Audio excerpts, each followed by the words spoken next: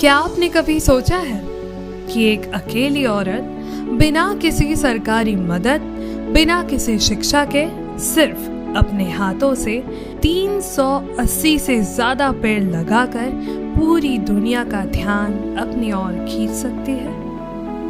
114 साल की इस महिला ने ये सब कर दिखाया। आज दी वंडरस नारी पॉडकास्ट सीरीज के इस एपिसोड में हम आपको मिलवाने जा रहे हैं एक ऐसी ही असाधारण महिला से, सालुमरादा थिमक्का, जिन्हें प्यार से सभी लोग मदर ऑफ ट्री कहते हैं। तो चलिए सालुमरादा थिमक्का के इस अद्वितीय सफर में आप सभी को ले चलती हूँ कर्नाटका के एक छोटे से गांव गुब्बी में। गुब्बी तालुका के हुलिकल गांव में लगभग 114 साल पहले यानी 1908 में जन्मी थी थिमक्का। एक बेहद साधारण परिवार में बेहद साधारण जीवन जीती थिमक्का बचपन में ही गरीबी ने उन्हें पढ़ाई से दूर कर दिया। खेतों में मजदूरी करना, दूसरों के घर काम करना, यही उनकी दिनचर्या थी। लेकिन थिमक्का के भीतर कुछ असाधारण था।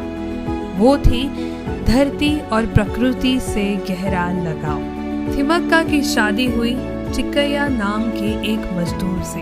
दोनों गरीब थे लेकिन एक दूसरे से बहुत करीब। शादी के कई साल बीत गए लेकिन उनकी जिंदगी में एक कमी थी, वो थी बच्चों की। थिमक्का और चिक्कैया को कभी संतान नहीं हुई, लेकिन यही दर्द आगे चलकर उनके जीवन का सबसे बड़ा उद्देश्य बना।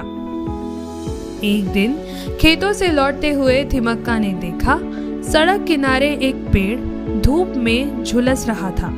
उसने पास जाकर उसे थोड़ा पानी डाला और तभी मन में एक विचार आया, अगर ईश्वर ने हमें बच्चे नहीं दिए तो क्या हम इन पेड़ों को अपने बच्चे नहीं बना सकते? उस दिन से उन्होंने एक नया सफर शुरू किया। हर साल थिमक्का और उनके पति चिक्कैया अपने गांव के पास एक सूखी जमीन पर कुछ पौधे लगाते। शुरुआत उन्होंने बनियान, बरगद के पेड़ों से की।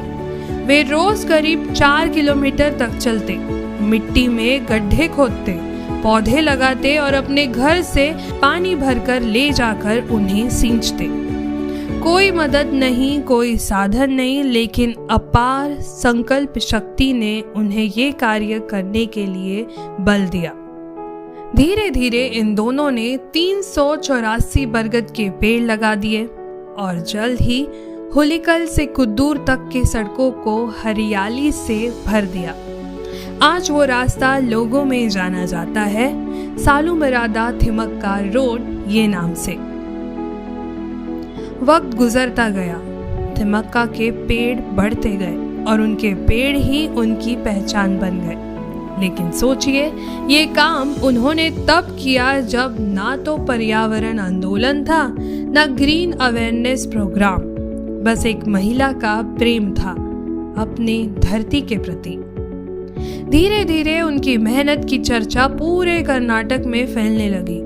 स्कूलों में बच्चे उनकी कहानी पढ़ने लगे, अखबारों में उनके नाम छपने लगे और आखिरकार 2019 में भारत सरकार ने उनके इस अविश्वसनीय योगदान को सम्मानित किया, जब राष्ट्रपति श्री रामनाथ कोविंद ने उन्हें पद्मश्री पुरस्कार से सम्मानित किया। लेकिन इस सम्मान से पहले उनकी जिंदगी आसान नहीं थी। गरीबी, समाज का ताना और वृद्धावस्था में अकेलापन, उन्होंने सब सहा। उनके पति चिक्कैया का निधन बहुत पहले हो गया, लेकिन थिमक्का ने कभी हार नहीं मानी। वो अब भी कहती है, मेरे पेड़ ही मेरे बच्चे हैं। जब मैं नहीं रहूंगी, ये मेरी जगह सांस लेंगे। आज सालुमरादा थिमक्का 114 वर्ष की उम्र में है। कर्नाटका में अपने दत्तक बेटे उमेश के साथ रहती है। सरकार ने उन्हें सम्मानित जीवन देने के लिए मदद भी की, पर वो आज भी बहुत सादा जीवन जीती है। ना कोई ऐशो आराम, ना बड़ी ख्वाहिशें। उनका सारा सुख बस इस बात में है कि उनके लगाए पेड़ आज हजारों लोगों को छाया और सांस दे रहे हैं। दोस्तों, सालूमरदा थिमक्का हमें सिखाती है कि धरती से प्रेम करने के लिए बड़े साधनों की नहीं, बस एक सच्चे मन की जरूरत होती है। उन्होंने बिना किताबें पढ़े, बिना मंचों पर भाषण दिए हमें पर्यावरण संरक्षण का सबसे बड़ा पाठ पढ़ाया।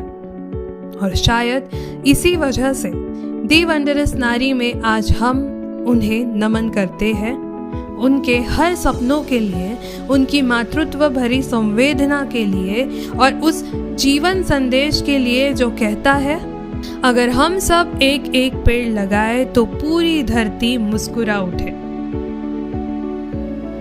तो ये थी आज की प्रेरणादायी कहानी सालूमरदा थिमक्का की।